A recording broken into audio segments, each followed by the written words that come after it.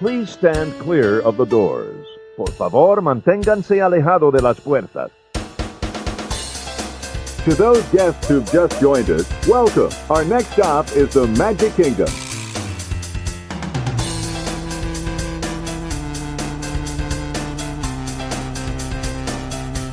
Ladies and gentlemen, we are approaching our station at the entrance to Main Street, USA, gateway to the 7 scene lands of the Magic Kingdom.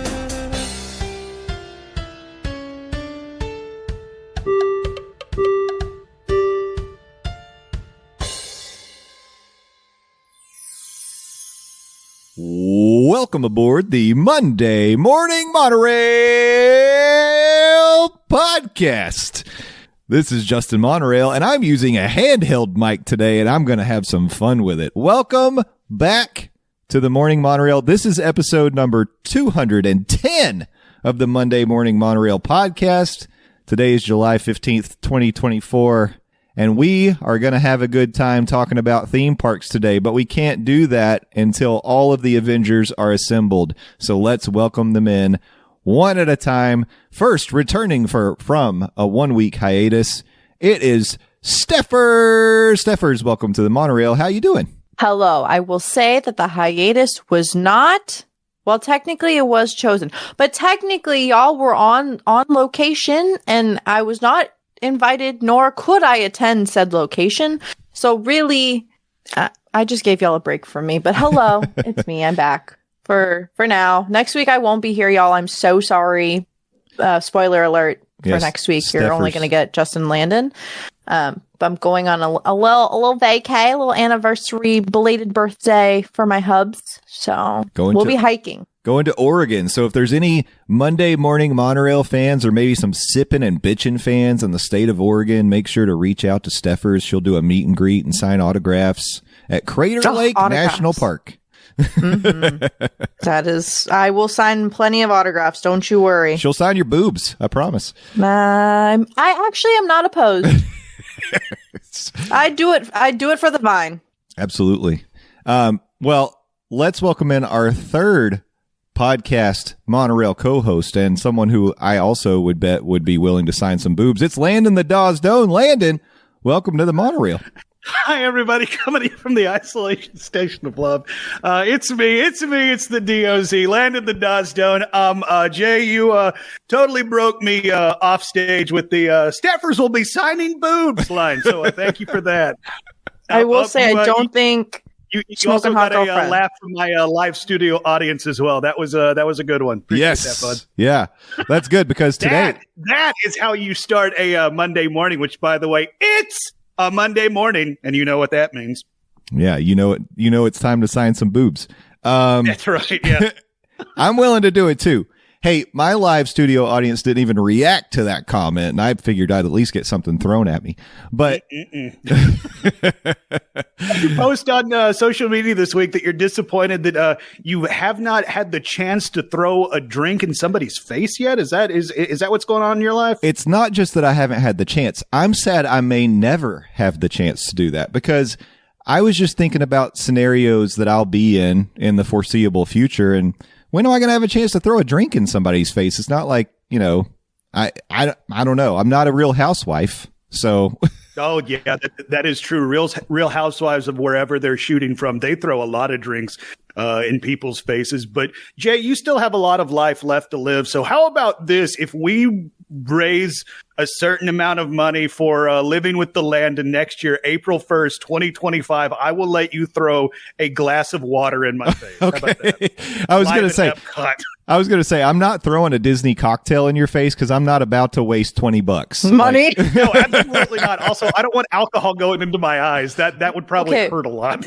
But what about Dr. Pepper? Can I throw a Dr. Pepper in your face? Ooh, sticky. No, carbonation will hurt my beautiful eyes, Stefford. You can pull a me and just go like this. And no one else, because this is an audio podcast. Y'all can't see my face, but they can see my face. You can just go like this. Yeah. Squint. It'll be fine. You can squint. But one thing I was going to say is, do you remember... You remember the Office episode where Kevin was going around and insulting people because he wanted them to smash their... Was it like pie that he was trying to get people to smash their pie in his face so he could eat it? Do you?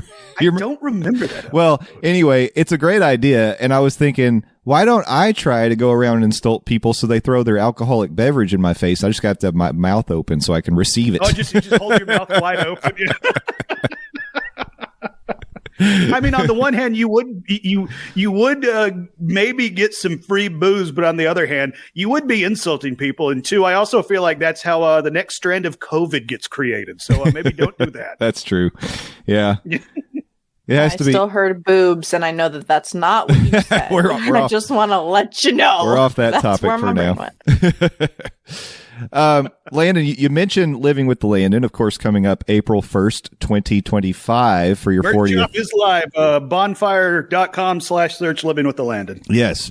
Very good. But I heard a rumor that you actually have an official trip on the books now. You know, last week, while we were both in the isolation station of love, I asked you if you had anything planned. There was nothing solid, but it seems like that's changed. Can you confirm or deny?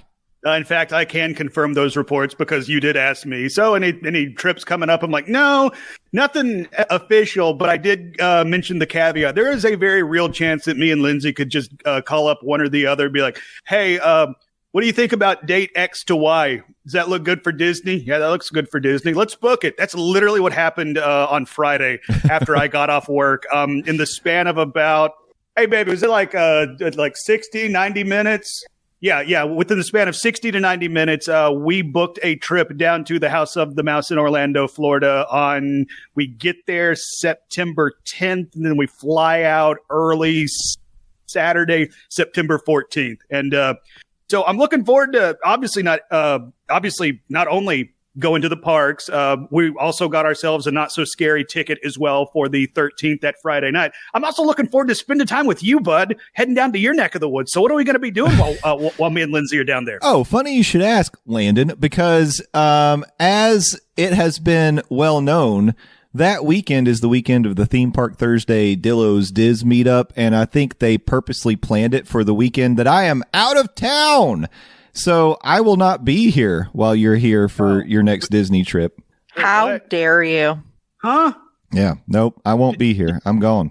I'm gone. What now? I'll be in NYC. Yeah. So does that mean that me and Lindsay can stay at your place? Hey, if that means we can leave the dogs here and you guys are willing to take care of them, sure. We are absolutely not taking care of dogs. No, no. I barely take care of dog, plural, at my place. I'm not taking care of dogs. Yeah. Well, or dog singular at my place. Yeah. Man, I botched my. That's all right. We got the point of it. But I will say that I am starting to take this personally, and I would just like to know if anybody else out there in the Monorail family would like to plan a trip down to Orlando, Florida. Why not just go ahead and do it while I'm out of town? That'll ensure that you won't see me. I won't be here. That would be great. I'd be thrilled for all of you. And you know, I guess I'll just go and sit and spin or something. I don't know. I do feel personally attacked. Well, I'm sorry, buddy. I didn't know. And, That's all right. and like I said, this all came together in like 60, 90 minutes. So. Yeah, it's okay. Well, and it was either this weekend or the weekend of the Tennessee-Oklahoma football game, and there is no chance in hell that I'm going to miss out watching Josh Heupel and the Vols go into Oklahoma and run up the scoreboard on them Sooners in their first SEC game. So, you know, priorities. Go Vols. Yeah, understood. It's okay. I'll try not to take it personally. Hey, how about this? When me and the Smoking Hot Girlfriend are sitting at Topolino's watching fireworks, because totally got a Topolino's reservation, and when we're sitting at Hollywood Brownwood Derby eating that world-famous Cobb salad, got one of those reservations too, and when we're at Not So Scary Halloween, we'll be thinking about you. How about that? I appreciate that. That's the least you can do. For you, bud. Thanks. The very least we could do. All right. Well, I'm going to try to lick my wounds and move on and not, like I said, not take it too personally. But while you lick your wounds, would maybe some barbecue would that help said wounds? It absolutely would. I mean, I am a fan of barbecue. I mean, coming from East Tennessee, we had great barbecue in East Tennessee, and since I have lived in Florida, I have really struggled to find barbecue that I feel like meets the standard that I have. And look, it's not that every barbecue place in Tennessee is great, but there's a lot of them, and there are some really, really good ones. So the highs are very high when it comes to the quality of barbecue that you can get in East Tennessee. In Florida, I have found that ceiling has been a lot lower, and I haven't been very motivated to go out and try barbecue. But Landon, since you brought it up, this past Friday, I actually headed over to Disney Springs, and I went to a place that I've never been. This shocked some people when I announced this on Twitter, but I did visit the Polite Pig for the first time ever. Not just since I've lived here, since I've been coming to Disney. I've just never gone to the Polite Pig, but I went on Friday. And I got to say, I'm sad that I waited so long. It was really good. It was really good. Yeah. You know, I think I spend a lot of time defending the Regal Eagle because people talk bad about the barbecue there. I think it's fine. It's not the best in the world, but it's probably it's fine, not great. It's probably my hashtag save the Muppets spirit that's like just rooting for the Regal Eagle. Yeah. Mm-hmm. I do like the variety of sauces you can get there, and good sauce can cure a lot of ills. You know, you can have mediocre meat and have some great sauce, and you're going to be in good shape as long as the texture's good. You're going to be okay. But I do like Regal Eagle. I will eat there. I willingly eat there, but it's just good. I'm struggling to say it's good. I think it's good. I think it's good. It's fine. So to amend what I said, it's fine, not great. So it's fine, not good? Question mark? Oh God, I don't know. I think I grade it on the sliding scale of theme park barbecue, and I think that's fair. You have to. In terms of theme park, inside of a theme park barbecue, I think it's good. I'll say it's good. Polite Pig. Okay. How about this? How about this? While we're talking in your Polite Pig review visit, I'm going to give you an impromptu fast pass standby snack break. Polite Pig, Regal Eagle, Flame Tree Barbecue, and Animal Kingdom. Oh man. Well, I mean, fast pass is going to be Polite Pig. Okay. Standby. Oh. This is tough. Landon, you're killing me. Oh, I wish you could see Jay. He has the flop sweats right now. This is great, y'all. This is great. Because I feel like this is blasphemous. No, I will say stand by Regal Eagle. I would rather go there, and I'll tell you why. Because at Flame Tree, there's like one thing I want to get, which is the barbecue mac and cheese. I don't really get anything else there. And also I give Regal Eagle points for the outdoor bar, where you can get the moonshine and all that. I mean, you can get good drinks inside too. So I'm going to make that standby. But anyways, Polite Pig was a very pleasant surprise. I liked it a lot. So they have another location that it's owned by the same company that has a restaurant called Ravenous Pig, which I've been to, I think it's in Winter Park. And I didn't love Ravenous Pig. They do brew their own beers and stuff. So I guess it's like more about like going to a brewery. It's like a brew pub kind of place. And it's fine. So that was another thing that kept me from going to Polite Pig, knowing it was the same company. But very pleasantly surprised. I got the brisket. It was a very generous portion of brisket. Now it was I think it's $22 for the brisket, but you get a side and you get a cornbread and you get slaw. I guess you could probably switch it. If you're not a slaw person, they'd probably let you switch that out for something. But the side that I got the crispy Brussels sprouts, and it was also very large. I could have shared this meal with someone. It was enough to share, especially for lunch. So you take that $11 a person. That's really not bad. The brisket was cooked very well. The meat was good. It wasn't overly fatty. The sauces they gave me, I guess, I don't know if they have two or more. They brought two sauces to the table. If you've never been to Polite Pig, it's a counter service restaurant. You go and order, and then you find a table and you put you get like a little, I don't know what you call it. It looks like a coaster. It looks like one of those things that would heat your mug, but you get one of those and you put it on your table, and then they bring the food out to you. And there are servers who walk around, but they're really just there to, if like they bring you your food, they make sure you've got the sauce, they bring your drinks to you, that sort of thing. And then they clean up the tables when you're done. So it's an interesting sort of a hybrid. It's similar. Actually, Eat works this way too. Although, yeah, it does. Eat works the same way. You order at the counter, they bring it to your table, and there's servers walking around. Anyways, so it's a similar thing. But I like the brisket. I like the crispy Brussels sprouts. I also got a cocktail. I tried it was an apple cider whiskey sour, and it was delicious. It had like cinnamon around the rim. And it was very, very good. Anyway, I came out of there thinking I would happily go back there. I really enjoyed it, and I'd like to try some of the other stuff on the menu. So I'd give it 2 thumbs up. If you've never been Polite Pig, I recommend it. Stephers, Landon, have either one of you been to Polite Pig? I stare at it. You stare at it? And then I would walk away. Yeah. Well, you're in North Carolina, another place that's great for barbecues. Right. Yeah. Very, very, very rich with a good barbecue. I've never been there, but hearing your review of it makes me want to go there, and hearing that the brisket was good. Like, brisket is hard to pull off. Like, brisket is either amazing or it is garbage. So the fact that they were able to pull it off in Disney Springs like that, it's like, okay, I definitely want to give it a shot. Now, where in Disney Springs is it in location to other stuff? It's right at the exit of the Lime Garage. So as you come, you come down the escalator at the Lime Garage. It's right on your right. It's right there. Oh, okay, perfect. All right, yeah, I know exactly what you're talking about. Yeah, it's on the corner. Good location, and you can, if you don't want to go to the counter and find a seat, you can sit at the bar, and you can order all the full menu at the bar. And yeah, I definitely want to go back and try some of the other stuff on the menu. I'm excited about it now. It's I will say, out of all the barbecue that I've had in Florida, it would be tough to put anything above it so far. And I think Four Rivers, I know there's people who like Four Rivers down here. I think it's good, but it's not great. Again, it's like up there, but not. And I think Polite Pig, with my limited experience, is at least that good, if not better. So again, if they can pull off brisket, that's high marks. Yeah. Was Polite Pig the place with the cookies? There was like a cookie thing for a very long time. Gideon Stephers. No. I mean, yes. Yes. But also there was like someone remember the cookie thing at Polite Pig. There was been. Like a cookie thing. All right. Anyway, someone fact check me, because I promise you there was like a limited time cookie or like some sort of something at Polite Pig.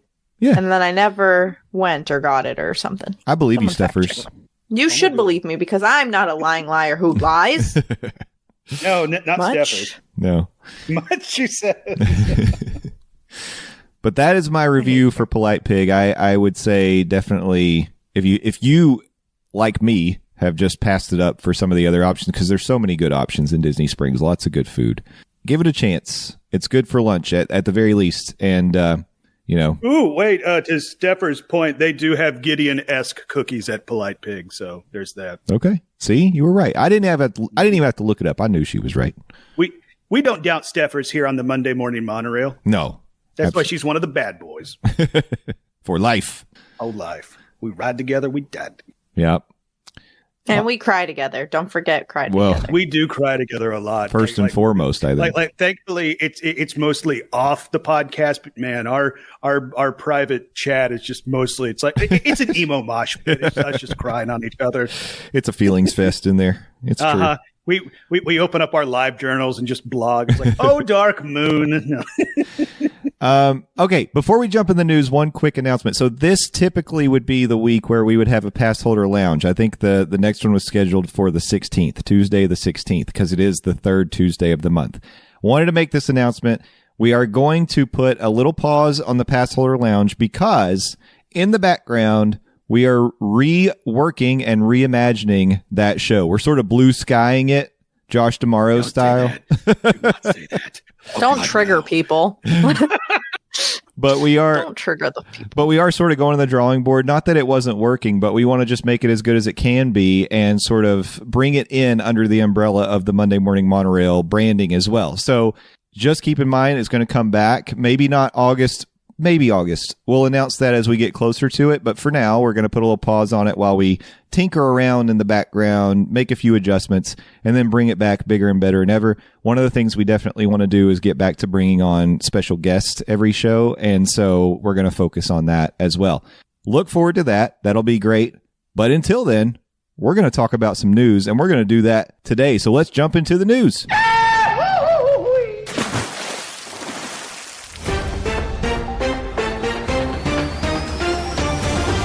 That's right, dreamers. We are here with the headlines from the Central Florida theme parks, serving them up to you on a barbecue platter today. And we are going to start with the Walt Disney World news. So I had shared I think it was a tweet from Scott Gustin earlier last week in the Monday Morning Monorail fan Facebook, and I put it in the Discord as well. and it was discussing the Jungle Cruise going down for refurbishment. That refurbishment is supposed to start August 26th. And when it was announced initially, it looked like it was going to go all the way through the holiday season. So, of course, what that would mean is no Jingle Cruise. And if you've ever done the Jingle Cruise, then you know that, like, of course we love the Jungle Cruise, but the Jingle Cruise is like such a special, fun experience, a plus on an already great experience. And it's one of the, I'm going to say it's one of the better holiday ride overlays that Disney does that time of year. So it was kind of sad thinking about the Very Merry Christmas Party coming up, the holiday season, and there being no Jingle Cruise. Well, on this article from blogmickey.com, we do have some clarification. Following early reporting that the Jungle Cruise would be closing in late August for refurbishment, Disney's released a statement about the closure, which begins the 26th, August 26th. Notably, Disney World says the ride will reopen in time for the holiday season, which begins November 8th. They did not announce an exact reopening date. And actually for now, the Jungle Cruise is still not listed as an available attraction for Vicky's, the Very Mickey Mouse Christmas Party. However, this sort of would indicate that if the ride is back in time for the holidays, then why wouldn't there be a Jingle Cruise? Or at least maybe they'll run the Jungle Cruise if it's up and running during the party. I have my fingers crossed. I think this is one of those things people look forward to. Of course, at the Very Merry Party, you've got smaller lines and shorter waits, and so you can go and hop on and enjoy like a fun version of a classic ride. But it looks like there's a possibility and still hope that we'll get the Jingle Cruise this year. So early reports of its death were widely overstated. Good news, I think. Yes, very good news, because I was very bummed that it looked like the Jingle Cruise was not going to be available for the Very Merry Christmas Party, because that is one of the highlights, at least in the couple of times that I've been fortunate to attend the after-hour ticketed event. I am curious. November 8th is when Disney starts, celebrate the holidays down in the Magic Kingdom. I'm curious if Jungle Cruise / Jingle Cruise is going to be up and running for those first couple party nights for Very Merry Christmas Party, because like you point out, the attraction is still not listed for the Very Merry Christmas Party. So I would say, I know you're probably not booking your next Disney trip, particularly your Christmas Disney trip, specifically around the Jingle Cruise attraction. But if you wanted to ensure yourself or give yourself a better shot of being on this Christmas themed attraction, maybe push it back into late November, into December itself, to let this attraction get up and running. Because, I mean, we know how Disney repairs and Imagineering works. Because, I mean, like, if you remember, the permit for this refurbishment was announced back in April, and they're just now getting around to starting the work on it at the end of August. So, I mean, like, this isn't going to be an overnight job. Right. This is very extensive underwater repairs. Mm-hmm. So stuff can happen. So, I mean, just FYI, if this is something that you and your party, it's like, it's going to be a make or break situation for the Very Merry Christmas Party, maybe shift it later in the year. That's right. That's a good point. The Very Mickey Mouse Party. Make sure. Yeah. No, that would be wise. I think if you can do that. Of course, it's going to impact your ticket prices, because as you get closer to the holiday, unfortunately, it will. Yeah, those tickets are going to go up. But the fact that it's even a possibility that it probably should be up and running when we were looking, it's like, oh crap, it's going to be just completely missed this year. I think is a positive. So I love that, because the Jingle Cruise is awesome. Yeah, it is. It's fun. Highly recommend. But that is not the only news about when an attraction will be open or closed. We got just recently we got some news about when the Country Bear Jamboree was coming back, and ladies and gentlemen, we are in the week of the return of the Country Bear Musical Jamboree, the 17th. It'll be back this week. That'd be Wednesday for those of you playing along at home with your calendars. If you're listening to the day this podcast drops, the 17th. So just do anything for y'all.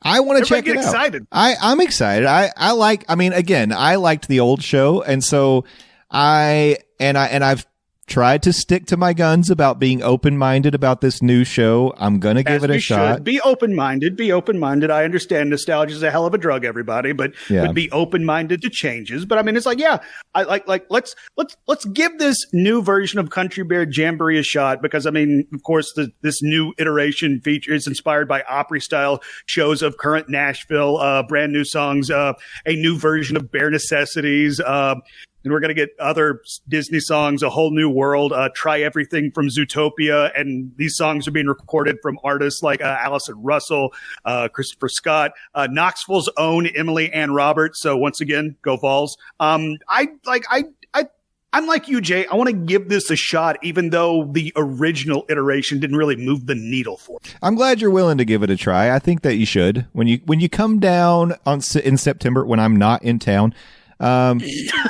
maybe you make a little time because the Country Bear Jamboree is one of those things that you don't typically have to wait a long time for. You pretty much just have to wait for the show in front of you to empty out, and then you get to go in. You get some air conditioning. You get to see some cool animatronics. And I have looked at some previews. I didn't watch. I think people have posted like a spoiler version of the show. I haven't watched it, but I've seen some previews of the revamped animatronics, and I don't know. It looks good. I am cautiously optimistic that this is going to be a good fit and I'll enjoy it. Yeah, and I haven't watched a full-blown spoiler version, I think you called it. The animatronics, I think, look good, and I'm a big honk for Disney's animatronics. So I think cautiously optimistic is a very good way to view this new iteration of Country Bear Jamboree. So, and it's like this week, Wednesday. So it's like, I mean, other than the shooting gallery in Frontierland, with this and Tiana's Bayou Adventure, I mean, like, Frontierland's pretty much running at 100% like firing power, for lack of a better term. For now, until Thunder Mountain goes down, which is happening soon. Until Thunder Mountain goes down. Yep. Steffers, is this going to be something that draws you in to give the Country Bears a try? I've seen the Country Bears, and I think they're cute. I've heard very mixed reviews on this updated version. Yeah. So I haven't seen anything really. Typically when I see someone, like I follow a bunch of media people as most of us do. I kind of just skipped over it. I didn't really tune in very much to it. If there's not a long wait, I will do it.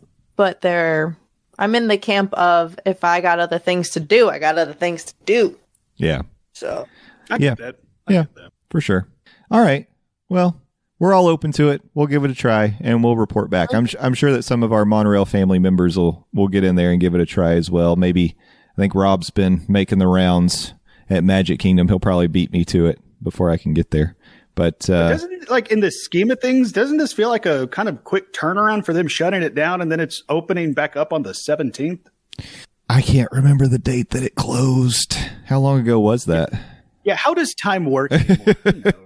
I mean, it closed in the spring. I remember I went on almost one of the last January days 27th. it was open. Oh, Wait, wow. was it Wow. Shut up. No, it wasn't. Really? Yeah. Listen here. I do this thing where I type into Google Country Bear Jamboree closing date.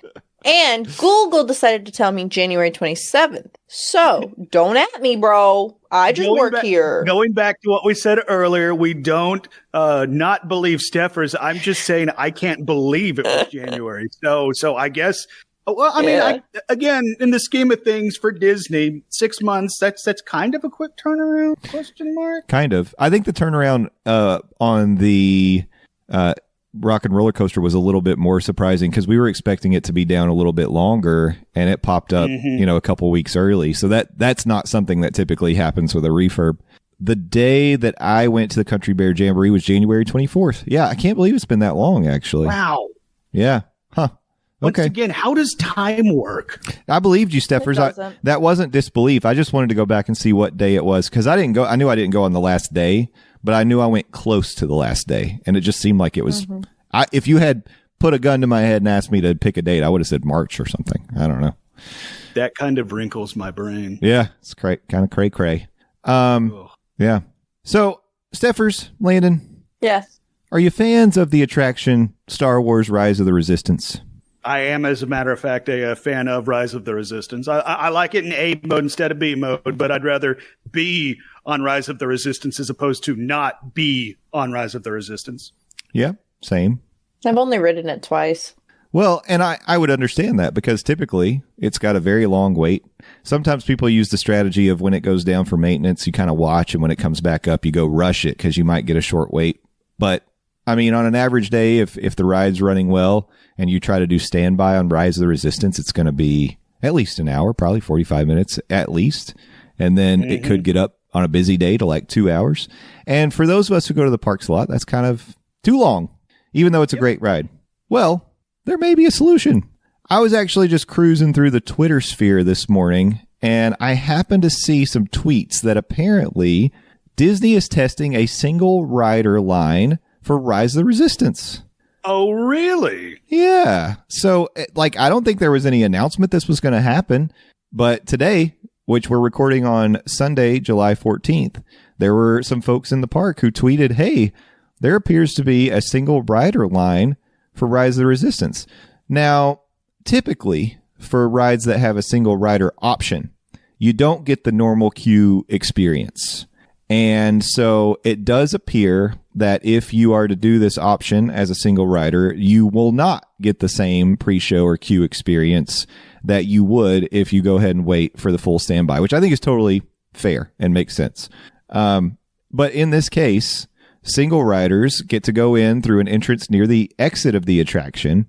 And then where you actually join the line is in the Star Destroyer room. Like once everybody else is getting off the transport that's been pulled by a tractor beam into the Star Destroyer in the hangar, you join the line there, and then you are filtered over to the left side, which typically once you get off the transport, you could pick left or right because it does split the line.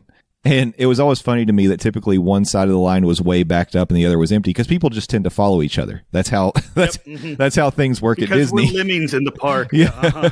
But if you knew, like if you were someone in the know, then you're like, oh, I'll go to the side that doesn't have anybody over there. People think you're not supposed to, but you can. Well, now it looks like the left side of that line is specifically for single riders. And this is great because the attraction vehicle for Rise of the Resistance holds 8 people. And you know, it could be that, sure, it's great when parties are split up in even numbers and you can fill those rides up, but that's not always the case. So now Disney is optimizing some of that capacity by doing single rider. And I think it makes perfect sense for a very popular ride. But I love this. Yeah. This is awesome. Yeah. This is awesome to learn. Yeah. As long as, I mean, if you're, you know, someone who wants to see Rey in the pre-show and see BB-8 and then ride on the transport, with Lieutenant Beck, you're not going to do that if you single rider. But if you're okay skipping that part, then you will get to ride at least the main part of the ride. And I'll say this: if you're a person going to Disney and it would be your first time riding Rise of the Resistance, I would not recommend doing this because you really need the full story. You need the full experience, I think. Mm-hmm. Yeah. But 100% co-sign on that. Yeah. But if you've ridden it, you've done the whole thing and you just want a little taste of Rise, absolutely take advantage of that single rider. Go do it. I'm going to ask you guys a question that may be a little bit controversial, but I'm going to ask anyway. If you're in a group that includes other people, so it's not just you, how do you feel about those groups going to the single rider lines? Do you think that, I mean, does it bother you? Of course, it's totally fine for they do it, that people do it. And the cast members will tell you, you're going to get split up. You're not going to be riding with anyone you join the single rider line with if they're in your party. We're splitting you up. And sometimes they do it like on purpose. But I don't know. I'm of two minds on it. So I just wanted to know what you all thought about that. Stephers, what do you think? So I'm going to do this from a universal perspective because that's me. So, like the Mummy and Men in Black, single rider, easy peasy, beautiful cover girl. I go on single rider. I do it with my husband. I do it with my friend. Like, ain't nobody want to wait 40 minutes for a ride that you've already been on. Like, I want to ride the ride. So, like, if that's and Spider-Man. Highly recommend single rider for Spider-Man if it's open, because sometimes it's not open. I'm all about the ride experience. I know with Disney, though, it's a little questionable only because you get more ride photos. So like if I'm with a group and like I want to have a ride photo together, then that would kind of make me take pause a little bit. but I'm a huge advocate for single rider lines. Yeah. Okay. So. With a group, even. That's fine. I don't care. And that's why I I'm with. ask. Like, Landon, as someone who travels solo to Disney, you've done it quite a few times. How do you feel about groups joining the single rider line? Does that bother you? I have no qualm with groups joining the single riders because, I mean, like you did mention, they're going to be split up once we get on the attraction. And honestly, me personally, I just want to get on the attraction. And for an attraction like Rise of the Resistance, if it can save me like 30, 45 minutes in the park, I'm fine with that. Even if I do have to share the quote unquote single rider line with parties, because I mean, we've talked about it before on this podcast. The most valuable form of currency you have when you're in the parks is going to be your time. So as long as I'm saving time, I don't care who I'm in the single rider line with. And me personally, I don't have a problem if my party plurals are in the single rider line, but Stephers made something that I didn't think of. If I'm on a trip with people, like for example, on my September trip with Smoking Hot Girlfriend, I do want to get those pictures on the ride. And if we're split up on single rider line options, we're not going to be able to. We'll have our own individual pictures. But until Stephers mentioned that did not even enter my mind. So me personally, I don't have a problem with it, but there are caveats. Yeah. Does that make sense? Yeah. There's one more caveat that I will say that we did not mention. The caveat will be is when you knowingly go into the single rider line, know that you're going to be separated. You get to the front of the line and you say, "Oh, I'm with these people," and then you refuse to separate with your party. Those people grind my gears, but everyone else, you do what you got to do. But those are people. At that point, cast members should be like, "Okay, what you're going to do is you're going to ride that exit door right over there, and then re-queue up." Yeah. You know, sometimes if you and the thing about it is, I guess this is really me speaking from, because I go to the parks alone frequently, and so sometimes, like, I know Test Track is down right now, but that's one of the ones that I would frequent, that single rider for Test Track. Mm-hmm. And sometimes you'll have groups of, like, you know, larger groups, 2, 3, 4, 5 people in front of you that are together in the single rider, and I'm like, I mean, I get it, because if you're okay getting split up, then maybe it shortens your wait time and you're filling those spots great. But at the same time, you are a group. I am truly a single rider. You know what I mean? Like, I don't know. It just crosses my mind. And this is just me being grumpy, and maybe I don't really care that much, but I don't know. I'm just saying. It's just a thought. Then on the flip side, on attractions that don't have single rider options, there, as somebody who has been solo so many times, like Flight of Passage, this has happened more times than I can count. We need a party of one. And then, like, hand of God, I throw my one up like I'm acknowledging my tribal chief, Roman Reigns, and they bring me like I get to skip like 100 people, and boom, I'm getting ready to fly in Pandora. Yeah. So I mean, that's the exception, not the rule. Mm-hmm. But at the same time, there is some stuff on the other side of that too. Yeah. Well, anyway. Just a random thought I was having. Good question to ask. I'm curious what the listeners think as well on that one. And it's totally well within the rules. It doesn't matter how many people are in your party. You can get in the single rider. You're not going to Disney jail. So. Yeah. You can get in the single rider. This is just me, a personal preference, being grumpy. But anyway, whatever. It's all good. I like to, and plus when I'm in the parks with people, I typically want to ride the ride with the people that I'm with. I don't really want to get split up, but that's just me. Yeah. Okay, so I just want to mention this because we're going to talk a little bit about some interaction that we had with the Monday Morning Monorail family at the end of the show. But D23 is coming up, and it's going to take place on the weekend of August 9th. Stephers' birthday. Stephers' birthday weekend is when D23 is coming up. It's August. Oh, that's how Disney notes it. Yeah, it's in the article. On Stephers' birthday, there will be a big fan event called D23. And as part of that, one of the most anticipated events will be the Horizons Disney Experience Showcase, where Disney Parks Chief Josh D'Amaro will reveal major Walt Disney World projects. And so I'm teeing that up just to say I'm excited about that. However, in the past, as we joked earlier in this podcast, there's a lot of like blue sky conceptual conversation during panels like this. And I think that, and this will probably bear out when we start reading some of our Monorail fams' responses, I think we have a little bit of like concept fatigue. All of this like, blue sky possibilities. People want some real hardcore stuff. So we're going to talk about that at the end of the show, but just keep in mind, this is going to be August 10th, Saturday, August 10th from Stephers' birthday. Stephers' birthday, exactly. 7 to 8:30. From 7 to 8:30. Josh tomorrow will take the stage, and first he'll wish Stephers a happy birthday. I think he's going to sing "Happy Birthday" to Stephers. he'll get the entire. That's how he's going to kick it off. He's going to lead that for the entire crowd. They'll sing "Happy Birthday" to Stephers. He's going to bring out Mulan to join in as well. Don't tempt me with a good time. I would cry.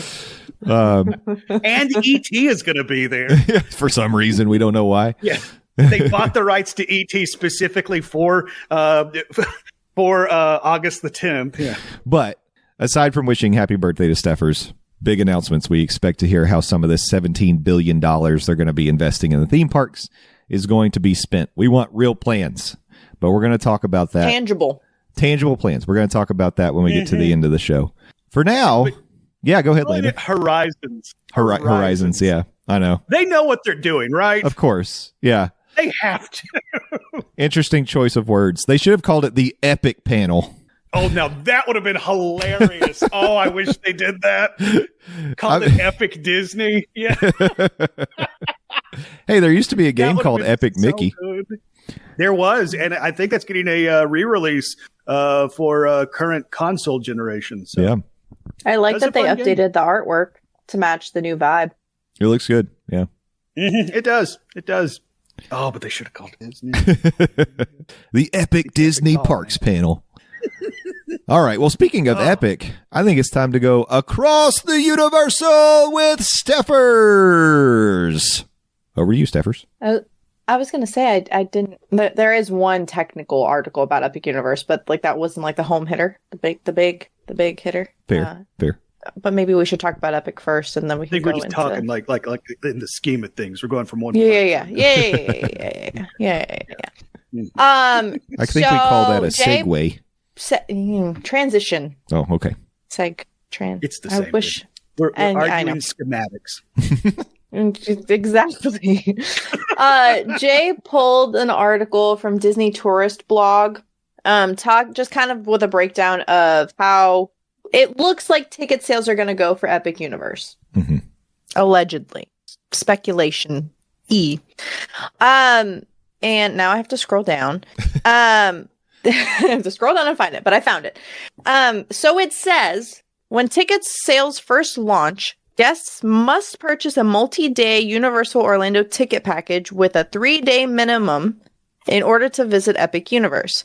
No matter the ticket duration, all ticket types will offer a single day at Epic Universe and will not include park hopping to or from the new park. And then at product launch, there will be no option to purchase a single day Epic Universe ticket itself. It goes on to say, guests will be able to otherwise customize tickets, including which of Universal Orlando's other parks they'll visit, Universal Studios, Islands of Adventure, or Volcano Bay. You'll be able to park hop among those parks, but again, not Epic Universe. Basically, tickets will be exactly like they are today, but with a bonus day at Epic Universe. It's different for international visitors. They'll be able to purchase a new ticket type, which will grant access to 14 days of Universal Orlando's existing gates and 1 day. Oh, it is the same. Okay, so I have friends in the UK, mm-hmm. and this 14-day ticket package is a typical thing. Mm-hmm. But you're telling me that you're going to buy this 14-day Universal ticket, and you're only going to have one Epic Universe day? You're spending that much on a holiday? That's wild. One? Yeah, that's wild. Okay. This is... Okay, so that's the moral of this story. Universal intends to expand product offerings to single and multi-day tickets, including Universal Epic Universe, in a phased approach based on availability.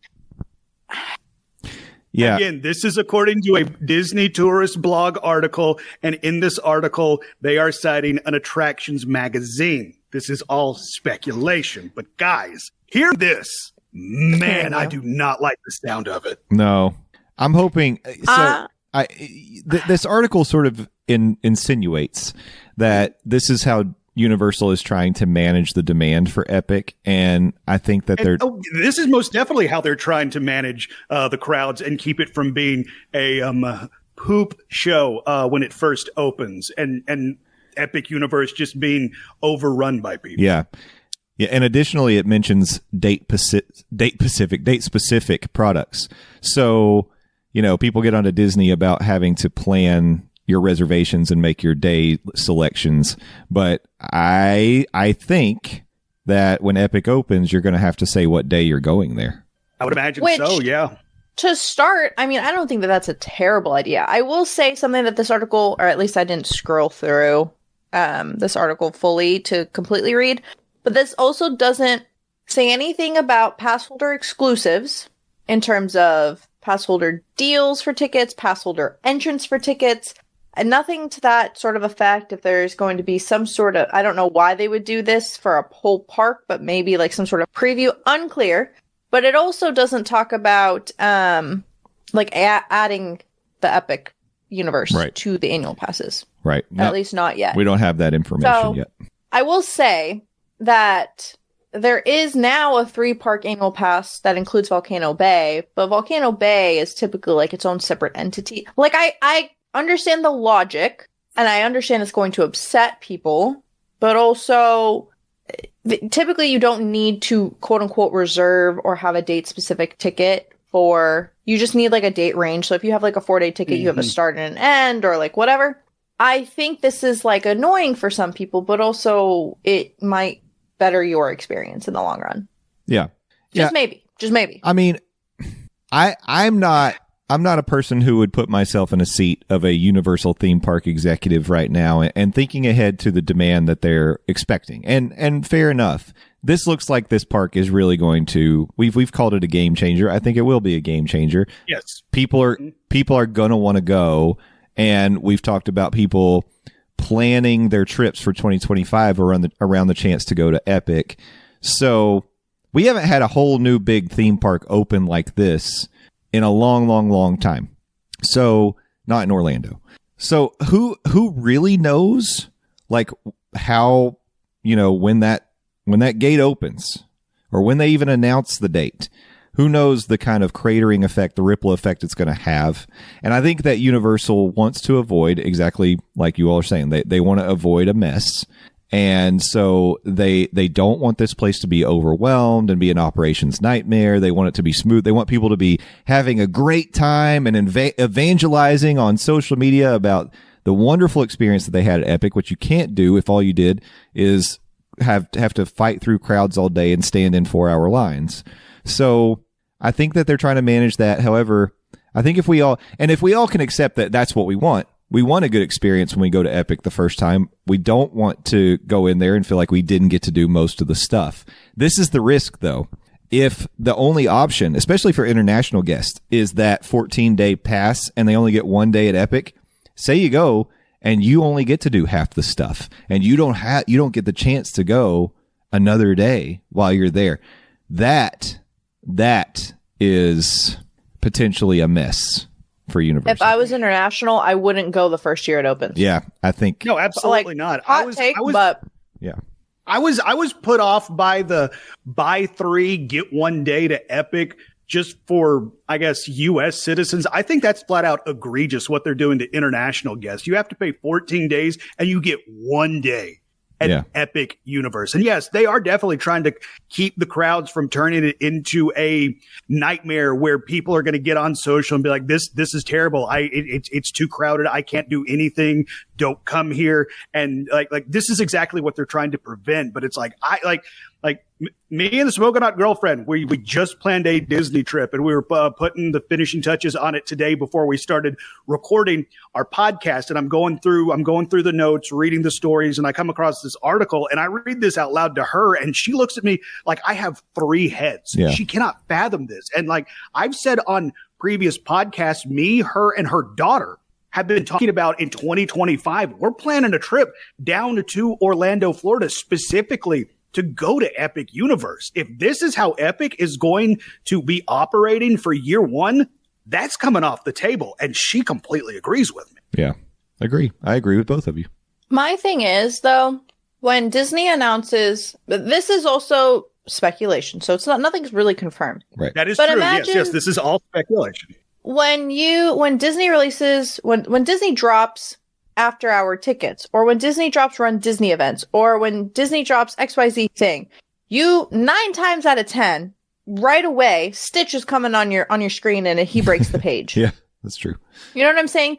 Mm-hmm. This is going to be a very similar situation in terms of the demand is going to be so high, like trying to manage the attendance prior through the ticket sales is an easier thing because you like the server can't break when you're standing outside a theme park. You know what I'm saying? It's easier to manage it when from like a technical standpoint, like you can monitor how many people are purchasing tickets to your park versus when you show up and everyone's standing outside from 3 a.m. until 9 a.m. trying to get into this park for the first time. Mm-hmm. Which I'm sure that might happen anyway. But to standing in line for Galaxy's Edge opening day when you say that, Stephers. Yeah, exactly. That's what I'm saying, though. It's going to be one of those things where they're trying. Is it going to be perfect for everyone? No. Is this confirmed? No. If it is confirmed, it's kind of borked, but like they're trying, and like I can respect the thought. But one day is a little. I can understand the park hopping aspect, but the single day is, I think, what is like grinding my gears a little bit. Yeah. Yep. Agree. Yeah. And as a local. Oh, go ahead, James. Sorry. I was just going to say, as a local, of course, I'm sitting back and waiting to see what my options are going to be because I already have an annual pass to Universal, so I'm not going to buy a multi-day pass. Like, that would be silly. So when do I get to go? You know, that's what I'm thinking. Well, and the fact that it is this new awesome theme park is going to be tied, at least allegedly at the beginning, tied exclusively to a minimum of a 3-day multi-pass. Imagine if you're that alleged, what was it, party or family of 4 from Colorado that Bob Chapek talked about. What if you're that family coming down to Orlando for Epic? Like you got to buy 4 3-day passes to Universal, and you guys are coming exclusively for Epic Universe. You get 1 day in there, and you're dropping how much coin? Yeah, yeah. It's tough sell. I understand why, in theory, they're doing this to keep crowd levels at a manageable level, but I do not think this is a good idea. And this is somebody who has been very excited for Epic.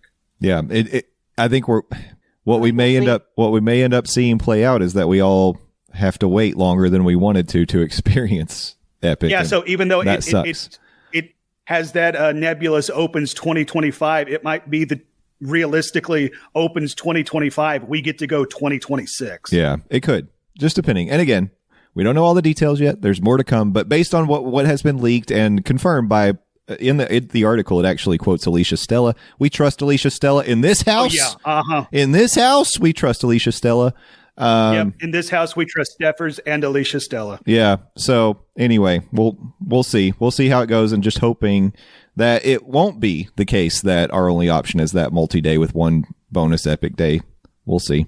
Fingers crossed, Maybe Stephers. This is Universal's plan, but Universal is going to get beat up so much on social media about this, they'll reverse course. Maybe this will be Universal's Shiano Sunday. Once again, go Vols. Or I was going to say, for those who aren't Vol fans, Universal's Ohana noodles. You know, there we go. Yeah, okay, an even better analogy. Yeah. So we'll see. Anyways, well, that was our speculation article. Yep. Now into the confirmed happy news. Real stuff. The real meat and potatoes. Just like I called it. Not quite. But we did get our second to last Halloween Horror Nights house announcement. They have confirmed that Insidious, The Further, is going to be a haunted house for Halloween Horror Nights, which leaves the Universal Monsters house as the last announcement for houses. And we still have no scare zones announced yet. Yeah. Please note, no scare zones, but almost all the houses. I was wondering if they were going to do a Blumhouse house this year. Glad that they really are keeping up with the consistency. Mm-hmm. Insidious tells the disturbing story of the Lamberts, a family haunted by evil supernatural forces after their son slips into an inexplicable comatose state after becoming possessed by a demonic entity. Everything that I've heard about Insidious, I have been in an Insidious house. They have done Insidious houses in the past, and I have been in those houses. Don't remember them fully, but I remember that Insidious is scary AF. Yeah. As the millennials say. So this house... guests will follow the footsteps of the Lamberts, encountering familiar settings and scares as they are transported directly into the quote-unquote the further, the ethereal place where ghosts and demons lurk. And just like in the films, guests will quickly learn that the paranormal creatures are here to stay. Whoa. Yay. This one's going to be scary. Yeah, I don't. Yeah, I will. Yes, I do think to all the other non-scary houses that's going to be at this year's Halloween Horror Night. Some aren't super terrifying. They're just great thematically. Some of them like have some good jump scares, but like they're not like, "Rawr," you know? Yeah. That's like that. That's what I mean. Like based on the theme, some of them can, they're going to scare you. You're going to jump. They're going to be scary parts in there, but the overall theme is fun. Like last year, the Dueling Dragons house was not a scary house, for example. Were there jump scares? Yeah, for sure. But it wasn't a scary house. This is like, my first house ever. Well, quote unquote, on my reboot, going back to Halloween Horror Nights officially for the first time, was the Haunting of Hill House. And that house We did great. We did great, but it was very scary. That house, it has stuck with me ever since. Like that was one of the scariest houses I've walked through. I think this one, just the build up for it, it makes me feel a little anxious, and that's good. I like that feeling. We really need to talk about anxious and scary when you have fun people like the Red-Faced Demon and Keyface and the Man Who Can't Breathe. I mean, those guys just sound like a laugh a minute. I'm sure it's going to be fine. It's going to be fine. It's going to be fine. Sure, it'll be great. It'll be cute. Good old Keyface.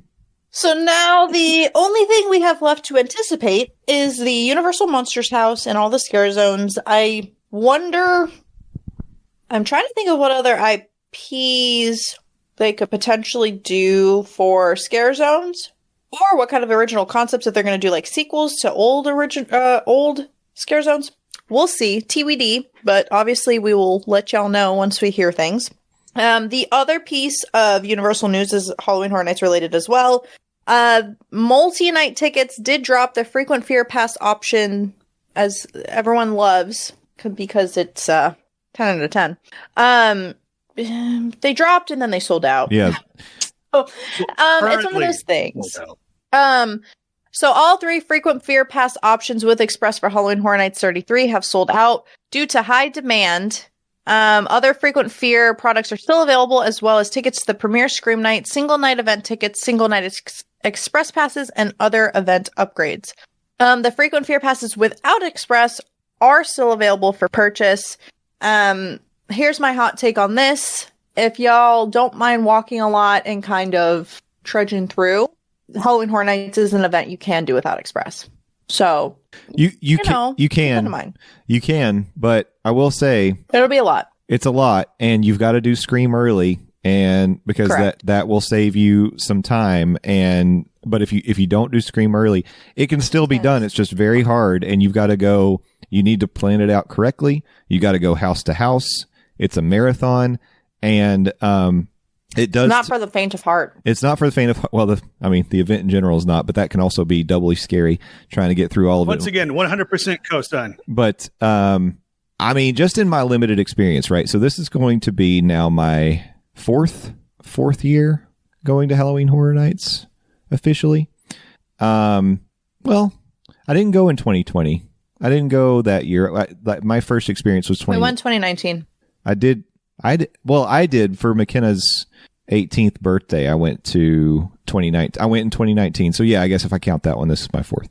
So anyway, just in my limited experience, I think it's gotten more and more crowded over the years. And I think they, especially with the frequent fear and rush of fear passes, I think that last year I felt like I was thankful, at least with rush of fear, I got to go like all of September and I was able to do everything, but it took multiple tries.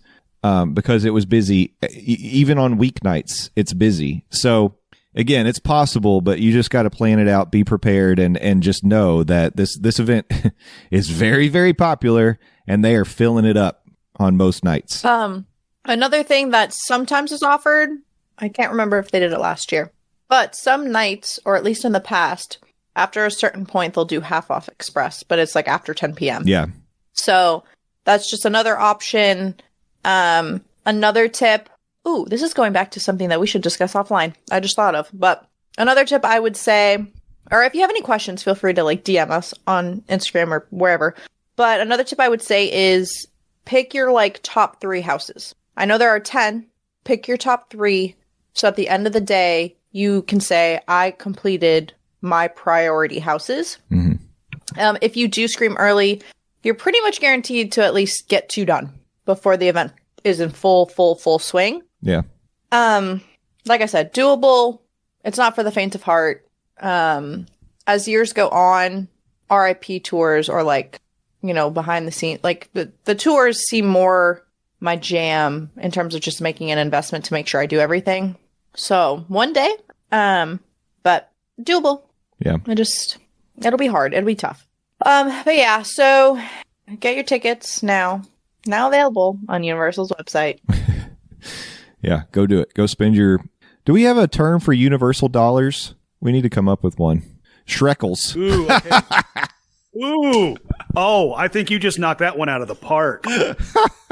Sorry, hold on. There is one more Universal article I would like to discuss. Yes. Hold on. We'll discuss that in a second, but let's not gloss over the fact that Jay just said Shrekels and just absolute. Yeah, that got an LOL out of the smoking hot girlfriend. So your studio audience may be no selling you, but my studio audience thought that one was great, Jay. Good job by you. Thank you. I'm killing it. You take your Shrekels. Yep. And I raise you Shrek 5 coming to theaters July 2026. That's right. That is and very that is exciting. All. Very, very good, Stephers. Does it feel like at this point, like Disney and I guess DreamWorks respectively, it's like leave Toy Story and Shrek alone, guys. Just let them go to the retirement home. Let them rest. Let them rest. Apparently, guys. The last Puss in Boots, maybe spoilers. The last Puss in Boots movie set it up where Puss in Boots is going back to whatever the heck the name of the Happily Ever After, I want to say is the name of the place. Oh, really? So It sets it up perfectly for a Shrek 5. I heard that Puss in Boots movie was great. Oh, yeah. Last Wish. If you haven't seen it, yes. I would highly recommend that film. I enjoyed it. I'm going to add that to my list of things to watch. Me and the Smoking Hot Girlfriend are watching Poker Face on Peacock. Highly recommend for binge watching. Great show.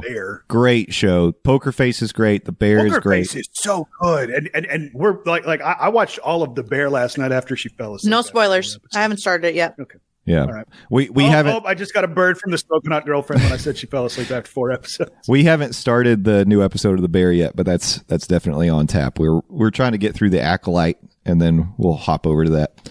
But I'm waiting for The Acolyte to be done. That way I can just like watch it all in one sitting. Yeah, I get that too. I kind of do tend to like, I want to be able to binge it, but at the same time I don't, because if I binge it all in a weekend, I'll forget it next week. Exactly. Yeah, out of sight, out of mind. I get that. Yeah. So anyways.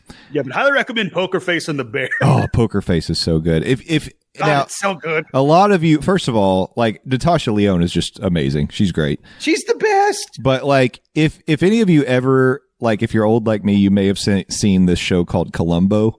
And yes, that was my exact thought. Well, it's based on that. It's supposed to basically, it's supposed to be like a modern Columbo is what it is. Yeah. So I had no idea because like me and Lindsay were talking this morning, talking about poker. It's like, it kind of reminds me of like Columbo. So that's hilarious that it's based on Columbo. Yeah, they're sort of like nailing it actually, because they most definitely are. Yeah. Before I even knew that, we were watching Poker Face, and I was like, this show reminds me a lot of Columbo. So I just Googled it, and it was like, there's a whole article of how it's based on that. That's hilarious. So anyway, yeah, it's very, very good. Before we wrap up the news segment of the show, of course, we are the official podcast of SeaWorld Orlando, so we cannot close out the news without at least mentioning them, which we're doing right now. But Stephers pointed out something that I glossed over, I totally missed. For the 60th anniversary, SeaWorld has released a popcorn bucket and a sipper, which light up and apparently look very nice at nighttime. The popcorn bucket has got a dolphin that looks to be breaching out of the popcorn bucket, and it's almost like a egg shape, but then the top of it's open and the dolphin's like coming out of it. And then the sipper has got a sea lion on top of it, and it's like pink colored. The dolphin one is got like white details. They look nice. I mean, they're fine. I mean, you know, good job, SeaWorld. I think you're a little behind on the popcorn bucket and sipper game. Where's a penguin? I thought we were going to get a penguin. You opened Don't up. get me started. You opened Don't up. get me started. You open up Penguin Trek, and we don't have a penguin sipper or something. Come on, SeaWorld. What the hey, SeaWorld? I thought we were boys. That's right. Or girls. I don't want to misgender SeaWorld. My bad. Yeah, but those are cute, and I don't know that they're going to be the first SeaWorld popcorn bucket and sipper that I possess, but they're out there if you're interested in doing that. If you're out there. Sorry, I'm done. And it is Shark Week, so enjoy your Shark Week stuff. I don't know. How long is Shark Week? Does it go longer than a week? Because this past week was Shark Week. Here in this household, we celebrate Shark Week year-round. Thank you very much. Well, I think it ended yesterday. Oh, yesterday. Never mind. You just missed Shark Week, so I hope you enjoyed it. That's another thing. You think it's weird that everybody else celebrates Shark Week, but sharks don't? How do we know they don't? I know. We made that joke last week. I just wanted to do it again. All right. Well, that wraps up the news for the day. The only thing we have left to do is interact with you, the Monday Morning Monorail family. And this week, just building on the conversation that Landon, the Dawes, Doan, and I had when we were recording in the Isolation Station of Love. We were looking forward to. I still haven't been able to get that smell out that you left, so thanks for that. Apologies. I didn't mean to leave my mark, but it was a sweaty day. Yeah, you look sweaty. Well, we were just kind of talking about the anticipating D23 and what kind of announcements we would like to see when the event kicks off. So I actually turned that question on and passed it on to the Monday Morning Monorail family, and we got some responses, and I thought we'd like to share. But it is funny because I do feel like we have a pretty good theme for it. But, we can jump into these. If we want to start on the Facebook, the Monday Morning Monorail fam Facebook, I said, again, looking ahead, building on the discussion Landon, Doan, and I had in the Isolation Station of Love, what announcements are you hoping to hear this year at D23? We'll start with Paul. He said, Magic Kingdom, nighttime parade. Totally on board, Paul, 100%. Epcot, updated Spaceship Earth and Imagination. Sure. I mean, I hope that means we're keeping Figment. I hope that doesn't mean he's going away, but okay. Studios, an additional attraction or dining experience in Galaxy's Edge. Yeah. Ooh, that's a good one. Yep. That's a great one. Very good. Animal Kingdom, 2 words, dim ribs. There we go. Paul's my favorite member of the Monorail fam. If I could get a direct line to Josh tomorrow, I would just be like, I'd blow him up. All I would text him all day, every day is dim ribs. Disney Springs, year-round seasonal drone shows. That would be good. That might actually be a possibility. So. Yeah. Disneyland, new Tomorrowland, complete with People Mover, which I think there's a little bit of smoke around. There might be some Tomorrowland announcement for Disneyland, so that's good. And then ETC, I guess that's just etc. Anything else? Return of Magical Express and buying Universal's Marvel rights. That would be a big announcement. Although that would be a massive shift. Yeah. I think the return of Magical Express is more likely, but I'm gonna be honest. Even as somebody who doesn't stay on property a whole lot, I want them to bring back Magical Express because like that was just such a nice option the few times that I was fortunate enough to be able to use it. It's true. It's very convenient. I know that people miss it for sure. Oh, and that gets an amen from Lindsay. So Lindsay's favorite member of the Monorail fam is also great. I just want to add to Yes. Paul's comment, maybe spoiler, but if y'all haven't seen the trailer, technically Wolverine is in the comic book outfit in this new Deadpool movie. Mm-hmm. Oh, He wears the yellow. So, I don't think that's far-reaching. Well, I think Paul's more talking about the in park rights. But Right. Speaking of some Marvel movie stuff, Michael answers, what are the plans for the Marvel Universe movies? He says, as of late, they've had a few flops. Stephers does mention the upcoming Deadpool and Wolverine movie, which early buzz is starting to build that this is going to be a very good movie. It's going to be a return of what we expect when it came to MCU, when it was hitting home run after home run. But I was like, I understand what Michael's saying. I do want to point out, it's like in the lead up to the Infinity Wars saga, it's like they almost batted 1,000, and they, like, statistically, they could not keep up on that track. Yes, some of the movies they put out after the Infinity Wars were kind of questionable. Eternals, I'm looking at you. But at the same time, also Thor, Love and Thunder. I thought that was a big letdown as well. And Ant-Man and Wasp and the Quantumania, whatever. But since the Infinity Wars, we've had awesome movies like Spider-Man No Way Home. I thought Wakanda Forever was the latest the last Guardians of the Galaxy movie was incredible. So I want to kind of push back on this whole thing. It's like the MCU has lost their fastball. It's like, are they batting 1,000? No. But again, like I said, I don't think they could have kept up that pace forever. But they're still putting out good movies, but fingers crossed that Deadpool and Wolverine will give us back that magical feeling, because God, I'm looking forward to that movie. Yeah, it looks great. I can't wait. Does that come out next week? Also, trailer dropped for Captain America Brave New World this week. That thing looks awesome. Yeah, that's true too. That thing looks great. Good stuff. Good stuff on the horizon. Stephers, Stephers, do you want to handle Stephanie's comment in the Facebook group? Actually, I'd like to ignore Stephanie's comment in the Facebook group, but I will read Matt's. Because it says a special birthday announcement for Steffers. Does that do anything for anybody? I'm hoping. Only Stephers, but that's okay. I'm hopeful. Okay. Matt in the Facebook group says it'd be cool if they announced a new pavilion on the World Showcase in Epcot. And I will say they should have been updating some other stuff, but it's fine. We give us something new in the World Showcase Epcot. This is something we've talked about before, but just lightning round. What country do you want represented in World Showcase, Landon? Antarctica. Okay. You want to eat whale blubber? Taking a market from SeaWorld. Yep. As soon as you opt from like Morocco, it's just a solid sheet of ice, wide as far as the eye could see. It's like you stepped on hot, but just not nearly as fun. All right, Steffers. I don't know. Philippines is good. Yeah. What? Okay, Jay, if you have one ready to go, you can say it. I got to think. I have two, but I think I'll go with Greece. I'd like to see. I knew you were going to say that. Yeah. I think that'd be a good one. Dang. Yep. Y'all got good ones. Yeah. Egypt? What about Egypt? Oh, yeah. Yeah, that'd be cool. And there's cool stuff they could do there with the history of Egypt. Yeah, with like the pyramids and pharaohs and stuff like that. I think that'd be dope. Yeah, I'm on board with that. All right. Good ideas. Finally, in the Facebook group, we have Laura, and their response was their plan to control the flies at Lighthouse Point. Now, if you haven't seen, Lighthouse Point is the new exclusive quote-unquote beach area for the Disney Cruise Line, and apparently they have a bug problem.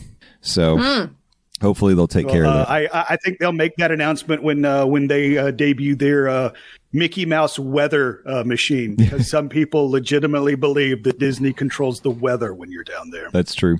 All right. And that they also disassemble Cinderella Castle. That's right. It's just breaks into pieces. They take it down. It's like big boy Legos. Yeah. It's really easy to take care of that in a weather situation. Cracks me up. So we've got responses in the Discord, and we got a few on Twitter as well. If you've got it queued up, are you all? I got the Discord pulled up. Let's go with Skipper Bob. He wants announcements talking about Spaceship Earth, the future of Figment. Ooh, I like this one. Villains Land ? Yeah. Oh yeah. I mean, that has been kind of teased in some of that Beyond the Thunderdome, Big Blue Sky, Bluey stuff. So I mean, like, it's not that outside the realm of possibility. And I mean, like, going back to the original idea of Animal Kingdom, there was going to be kind of like a dark land within Animal Kingdom. So I mean, like, Disney has, at least in the past, thought about doing something like that. So, I mean, Yeah. I think that'd be dope. I'd love it. I'm on board. Love that answer. Good job, Skipper Bob. Katrina, which I just learned some really great news about Katrina. We're about to be IRL besties. I was going to say, you're your BFF. Katrina would love to know what's going on beyond Big Thunder. You know, Katrina, same. Yeah. But aside from that, just anything solid. I'm tired of the blue sky. I want action. Also, same. Girl, same. Yeah. I mean, said the exact same thing last week. Exactly, Landon. People heard your voice and they chimed in and joined the chorus because that's people want real hardcore stuff. That's why I'm the true people's champion. You're the people's champion for sure. Lexi said the return of some iteration of the Star Cruiser. Ooh. Good luck with that one. Yeah. I don't know. Like, so, and Katrina added on, she said a version that common folk like myself can afford. Now, if that was the case, sure. Come back with a rejiggered version of the Star Cruiser that's a little more approachable for those of us who have lower free income. I don't know. But, well, that's not a bad idea. I was going to say I understand why they pulled the plug. Honestly, I don't understand why they pulled the plug so damn fast, but it's like, I hate that they abandoned such a cool concept so quickly. Yeah. I agree. Still, it's like it still bums me out. Me too. Even though I didn't do it and I wasn't going to do it. Right. I'm sad it's gone. Yep. No, we're never going to do it. Yep. All right. Next up, I think, Landon, you've got Natalie. Oh, all right. Natalie says, actually, I have a wish. I want to see a Marvel weekend return for Run Disney, which I totally know D23 isn't the place for that. It will come out when the 2025-26 season does. So I think it's hilarious that you give the fat guy that doesn't run the Run Disney answer. Thank you. I appreciate that. That's just how it shook out. I do want to point out, pat myself on the back, I have lost 20 pounds on my new diet. Heck yeah, man. Go Landon, go. That's great news. Good job. Landon. Yeah, I love Landon too. Also, apparently the Dawes is the next person to ask the question. Was this anyone's wish? Apparently, Bluey and Bingo are now going to be doing meet and greets at D23 at the Disney Plus Pavilion. So, yeah, there you go. We're one step closer to getting a Bluey representation in the park. I'm surprised that hasn't already happened, to be honest. Me too, because even me as a childless adult knows how popular Bluey is. The people love Bluey. Yep, there's two things we know. I'm the people's champ, and people love Bluey. Only one of those is true. You can figure out which one. I guess, Jay, you're up next. Is Paul getting, or is this a different Paul? Oh, this is Paul. I think it's the same Paul. And is it me? It's to me now? Yeah. I mean, it's technically me, but this is more of your lane, so you can say this one. So Paul said... Oh, yes. This is a you answer. Since Disney took over part of the bill of the new Doctor Who, I've been calling for replacing the Hall of Presidents with the Hall of Doctors.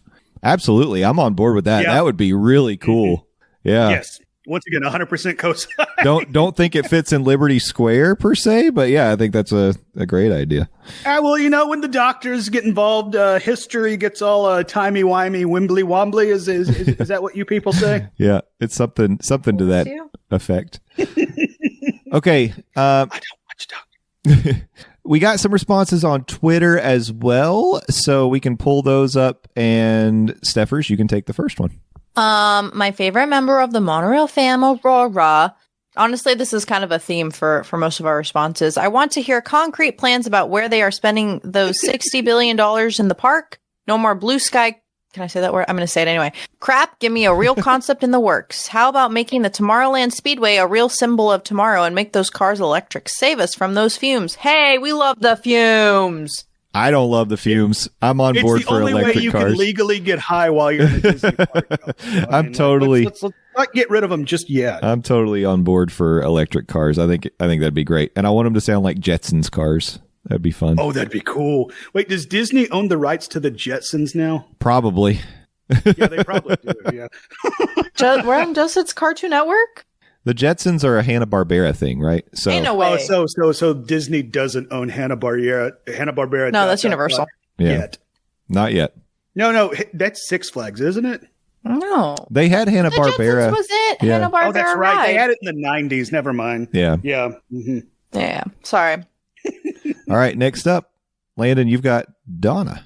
I can't access the Twitter. Oh, okay. Well, I'll take this one. Am I tagged on? Wait, here we go. Donna, my favorite member of the Monorail family. She says the Tomorrowland and Disneyland gets a redo.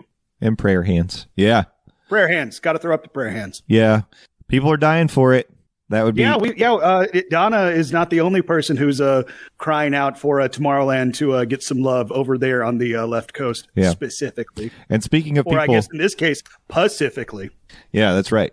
You see what I did there? I agree with you. I loved it. I said pacifically accidentally earlier, so I'm glad you brought it back.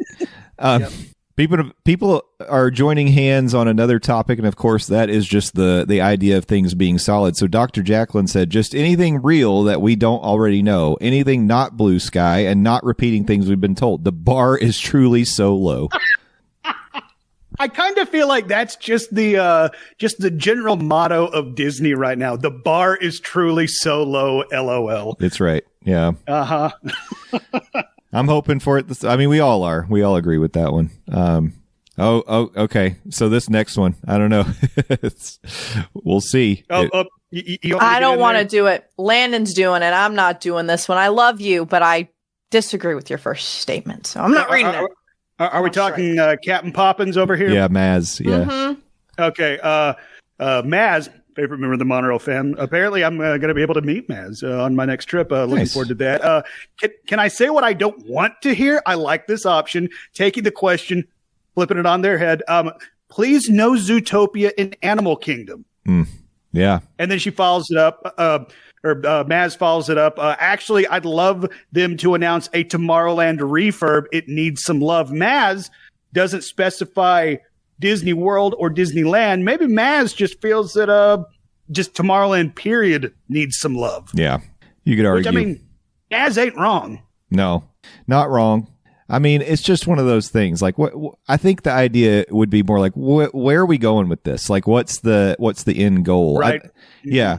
I mean, because they basically just they scrubbed it clean when they were kind of preparing for Tron to come over there, and now it's like all white and sleek, I guess you would call it. But like, is that what we want in Tomorrowland? I don't know. I mean, I've said in the past, my idea for Tomorrowland is always that like retro 50s futuristic look, because I think it's timeless and it's fun. Like I would much rather go back to that than what I call like the iPhone version of Tomorrowland. But that's just me. Yeah, I agree with that. Also, one more thing from Maz, going back to Dr. Jacqueline's saying the bar is truly so low. Maz says, you're hoping for too much. Yeah. I know. But we can all hope. That's what D23 is about, after all. Hope for the future. And it's like opening day for baseball. All of our teams are in the running for the World Series. Yeah. We're all undefeated at this point. And exactly.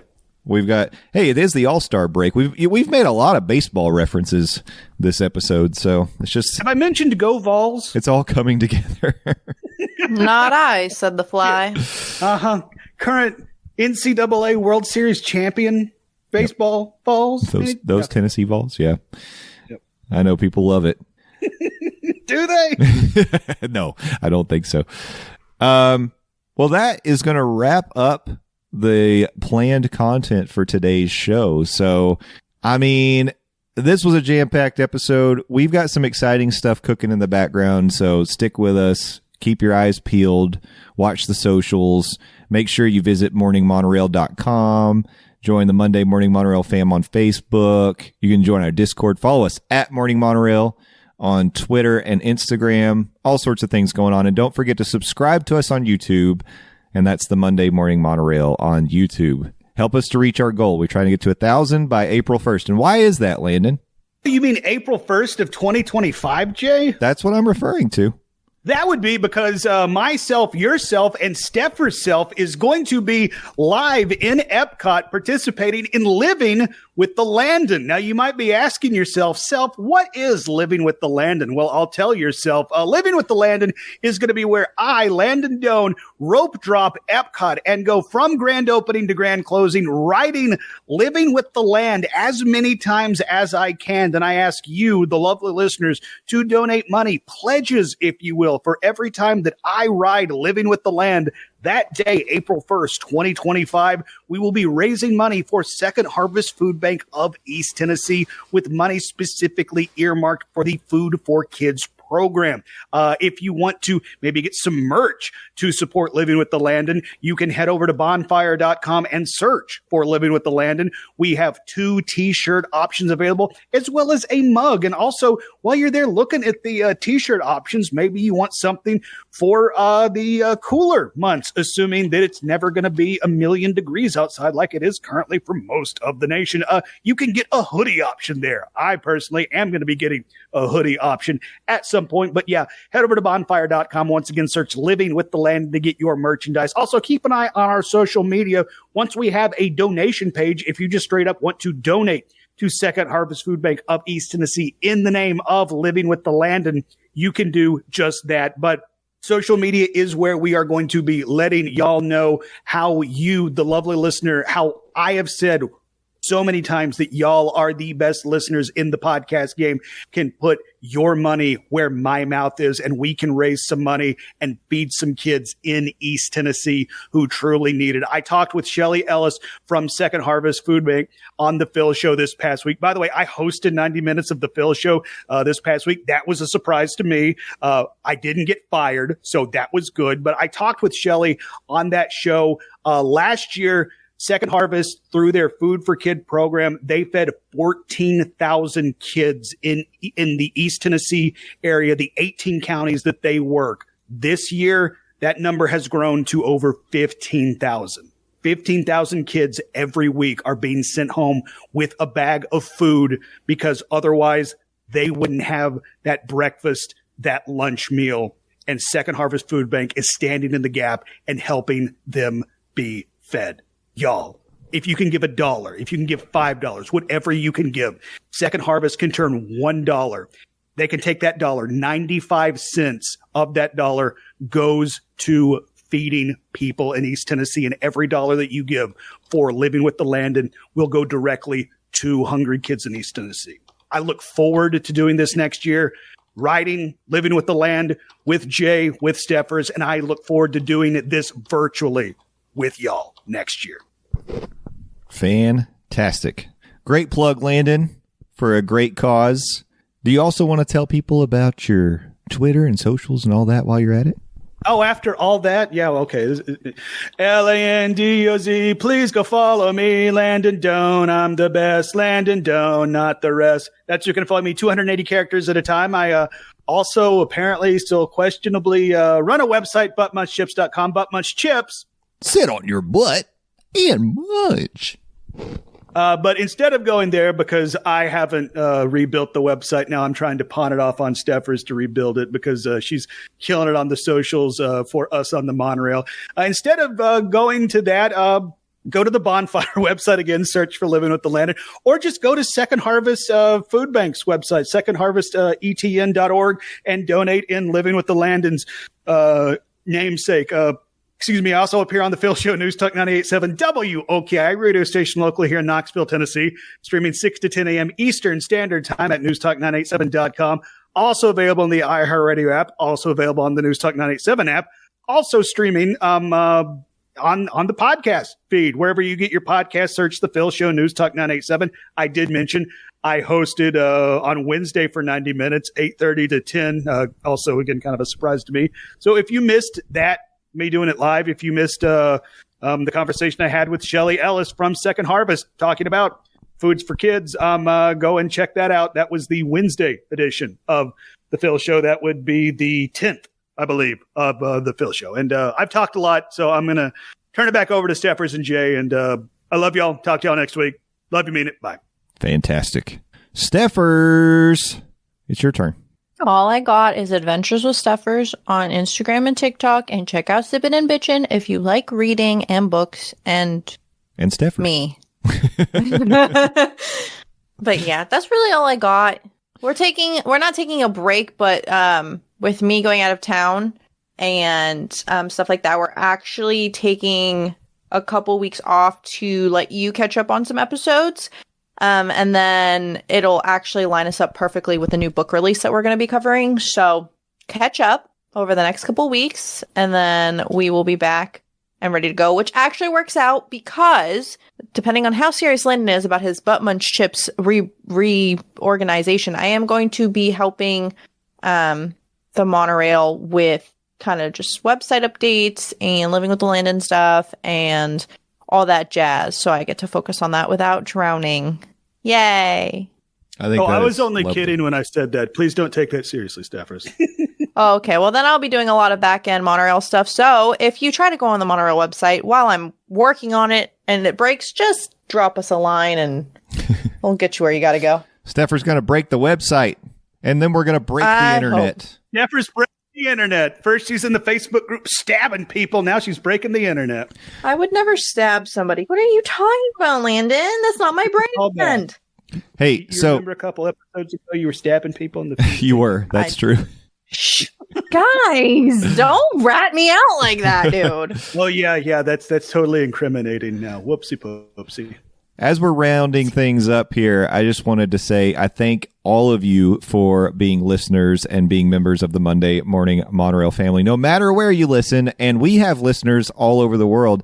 Fun fact, our second most downloads for any country come from the United Kingdom, third most from Canada. I want to know, what country do you think is our fourth highest in downloads, Landon and Stephers? What did we already say? The number one's U.S., of course. Two is U.K. Three is Canada. Florida. Florida is the fourth most downloaded it's country. Not Florida. That is not technically a country just yet. I don't know. I've been down there. It feels like another part of the world. Okay. And this is the last 12 months. The last 12 months. Somewhere in South America. Sweden's a decent guest, but actually, the country that has the fourth highest download count in the entire world for the Monday Morning Monorail podcast is Singapore. Is it Kazakhstan? No, it's Singapore. Singapore. Yeah. Wow. Okay. So shout out to Singapore. Hello, Singapore. We love y'all over there. If we raise $1 million for living with the Landon, we will do an episode from Singapore. How about that? Sure. I will sign off. Our fifth is Germany, sixth is Italy, and then seventh is Australia. So we're doing great. Singapore was a surprise in the top four, but happy to have you. Hello, all of you listening all over the world. I would love it if you'd reach out to all of your international friends and tell them to listen to the Monday Morning Monorail podcast. Maybe we make a little contest. What country out there wants to be in the top 5? Can you unseat Germany or Singapore or possibly Canada? It's up to you. Spain, I'm looking at you. New Zealand, you're right up there. Get out there. New Zealand, you can take down Florida. Yeah. Recruit your friends. Tell them to come listen to the Monday Morning Monorail podcast. But whether or not you do that, and even if you don't want to go join the Monday Morning Monorail family or follow us on Twitter, I recommend you do all those things. But if you don't, just come back here next week and listen to another episode of the Monday Morning Monorail podcast. And until then, thank a team member, thank a cast member, be excellent to each other, and party on, dudes. We'll see you next time. Bye-bye. Okay, bye-bye.